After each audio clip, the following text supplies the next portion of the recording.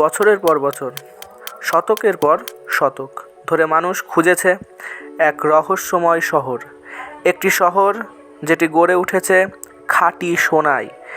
এটি কি শুধুই এক রূপকথা, নাকি আমাজনের গভীরে সত্যিই লুকিয়ে আছে এল ডোরাডো, সোনার শহর? এই কাহিনীর শুরু হয় দক্ষিণ আমেরিকায়, যখন স্প্যানিশ উপনিবেশবাদীরা 1500 সালের দিকে কলম্বিয়া, ভেনেজুয়েলা ও পেরুর দিকে অভিযান চালায়। তারা স্থানীয়দের কাছে শুনতে পায় এক রহস্যময় গোল্ডেন কিং, যিনি নাকি নিজের গায়ে সোনা মেখে জলে ডুব দিতেন। এই কিংবদন্তি রূপ নেয় এক শহরের কাহিনীতে, একটি শহর যেখানে রাস্তাও সোনার তৈরি, প্রাসাদগুলোও সোনায় মোড়া।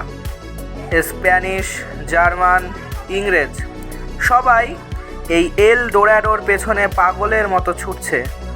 অনেক অভিযাত্রী যেমন স্যার ওয়াল্টার র্যালি পেরুর জঙ্গলে জীবন বাজি রেখে খুঁজেছেন এই শহর এল ডোরাডো, কিন্তু তারা ফিরে এসেছেন খালি হাতে।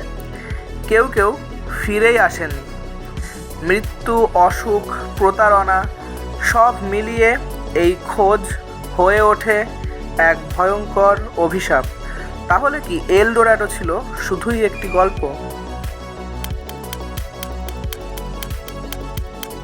অনেকে মনে করেন এটি ছিল স্থানীয় মুইস্কা জনগোষ্ঠীর একটি ধর্মীয় রীতি।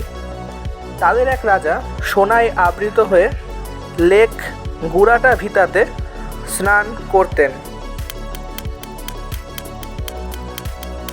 কিন্তু আর একদল গবেষক বলেন সোনার শহরের ধারণা ইউরোপীয় লোভ আর কল্পনার ফসল, যা বাস্তবতার সঙ্গে মেলেনি কখনো। আজকের আধুনিক প্রযুক্তি দিয়ে আমাজনের গভীরে অনেক অনুসন্ধান হয়েছে। কিছু জায়গায় প্রাচীন শহরের ধ্বংসাবশেষ মিলেছে, কিন্তু সোনার শহর নামে কিছু এখনও খুঁজে পাওয়া যায়নি। তবে এল ডোরাডো এখন শুধু একটি শহর নয়, এটি একটি প্রতীক মানুষের সীমাহীন লোভ, সাহস আর কল্পনার।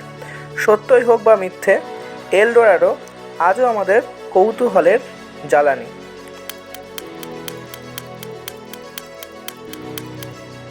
আপনি কি ভাবেন, সত্যিই কি ছিল সোনার শহর, নাকি এ কেবল এক চিরকালীন ধোঁকা?